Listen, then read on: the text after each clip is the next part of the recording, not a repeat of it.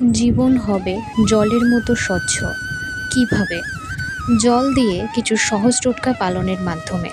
জলের যে শুধুমাত্র বৈজ্ঞানিক গুরুত্ব রয়েছে তা নয়, জ্যোতিষশাস্ত্রেও জলের গুরুত্ব অপরিসীম। জল দিয়ে করা কিছু টোটকা এক নিমেষে আমাদের জীবন বদলে দিতে পারে। জল ছাড়া যে কোনো প্রাণী বাঁচতে পারে না, সেই কথা আমাদের সকলেরই জানা।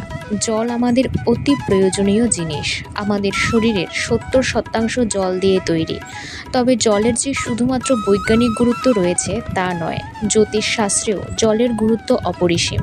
জল দিয়ে করা কিছু টোটকা এক নিমেষে আমাদের জীবন বদলে দিতে পারে। বাড়িতে কোনো অতিথি এলে ঘরে ঢোকার সঙ্গে সঙ্গে তাকে ১ গ্লাস জল দিন। এতে বাইরের ঋণাত্মক শক্তি ঘরে ছড়িয়ে পড়তে পারবে না। কখনো কারো বাড়িতে জল পান করলে অবশ্যই পুরো জলটা পান করুন। অনেকেই আছেন যারা কিছুটা জল গ্লাসে রেখে দেন। এই রকম করা একেবারেই উচিত নয়। যতটা জল পান করতে পারবেন ততটাই করে নেবেন। বাড়িতে যদি নিত্যদিন ঝগড়াঝাটি লেগে থাকে, সেই ক্ষেত্রে একটা পাত্রে কিছুটা জল নিয়ে জলটা হাতে রেখে গায়ত্রী মন্ত্র জপ করুন ২১ বার। এরপর জলটা গোটা বাড়িতে ছড়িয়ে দিন। আর্থিক উন্নতির জন্য ঘরের উত্তর পূর্ব কোণে একটা পাত্রে জল ভর্তি করে রেখে দিন। মাঝে মাঝে সেই জলটা বদলে ফেলতে হবে। বাড়িতে খুব বেশি জল অপচয় করতে নেই।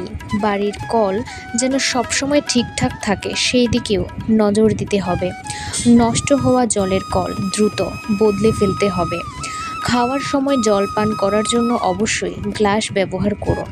খেতে বসলে সবসময় জলের গ্লাস রাখুন নিজের ডান হাতের দিকে। এতে শুভ ফল পাবেন। খেতে বসার আগে জল পান করে নিন। খেতে খেতে জল খাওয়া বা খেয়ে উঠে জল খাওয়া উচিত নয়। ধন্যবাদ দর্শক বন্ধুরা, আজকের এই ভিডিওটি এই পর্যন্তই।